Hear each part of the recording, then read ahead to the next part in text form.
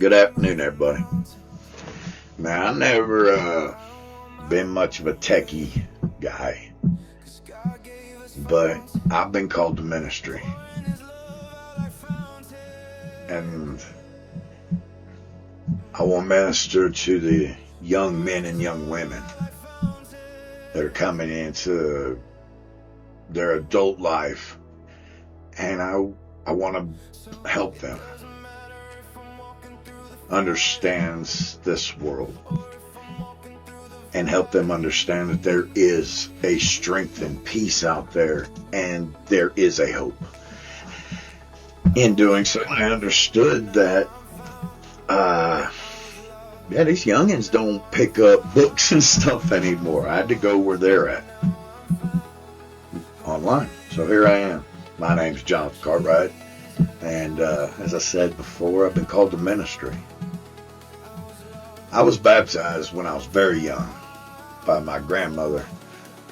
Well, not by my grandmother, but my grandmother took me down to the lake where the preacher from her church came and baptized the whole little flock of us. A lot has happened from that time to now, and my Bible school, Sunday school understanding of baptism at this point wasn't sufficient for me. I wanted to understand what was going on, why it was happening. So we had to go back to John the Baptist and check him out and check out his life. John the Baptist, it starts when he was conceived. His father was one of the priests, and he wasn't chosen to go behind the curtain of veil to the presence of God never. He wasn't, because he didn't have any children. Not having children was a blemish to a couple back then. So they were old. Him and his wife were old when they were blessed with John's conception. When John's dad, he found out he's going to have a kid, and he gets this blessing of being able to go behind the veil to be in the presence of God. And when he's behind the veil and he's in the presence of God, God tells him his name is John. Now, John's dad wants to argue with God. He tells him, but that's not right. It's not my name or my lineage's name. We pass down our name. This is how it's done.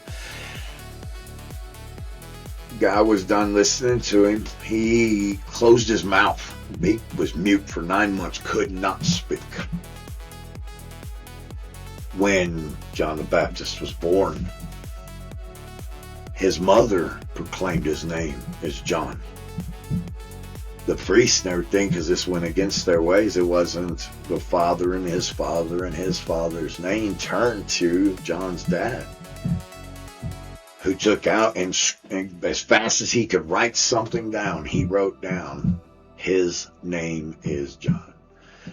Not, I'm going to call him John, I'm naming him John, I decided his name is John, just as he had heard.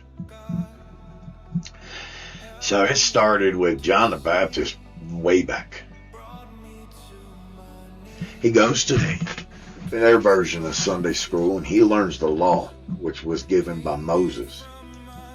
And in this time of learning the law, he also learns the prophets.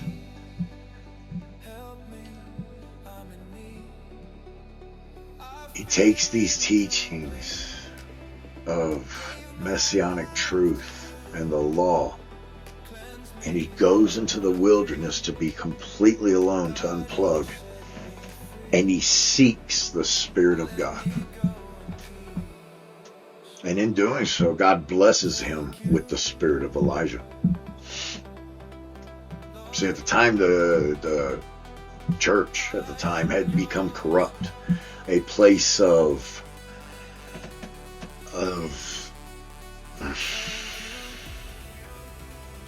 pretty much buying your salvation. Give me just a second, guys. Like I said, I'm just getting into tech. All right. So he took the law and he took the messianic truths and he went out to the wilderness to seek the Spirit of God and got blessed by the Spirit, with the Spirit of Elijah. That, and digging into Elijah and going deep on that is pretty cool. Why did he do it? To separate the church from the truth. The church wasn't truth. Christ was the truth. And in doing so, in Christ coming to John and being baptized by John, in the acknowledgement of the separation of the church from the truth, John not only upheld the law, he fulfilled prophecy. Baptism's beauty is found in the understanding on a deep level that you have a communication with God. And baptism does away with the corrupt. And when you arise from the water in the new body, it is the new mind. And it is because you sought him and you found him. Christ is King. God bless y'all. I look forward to seeing y'all in the future. And Faith and Fire will be done within the week and published by July.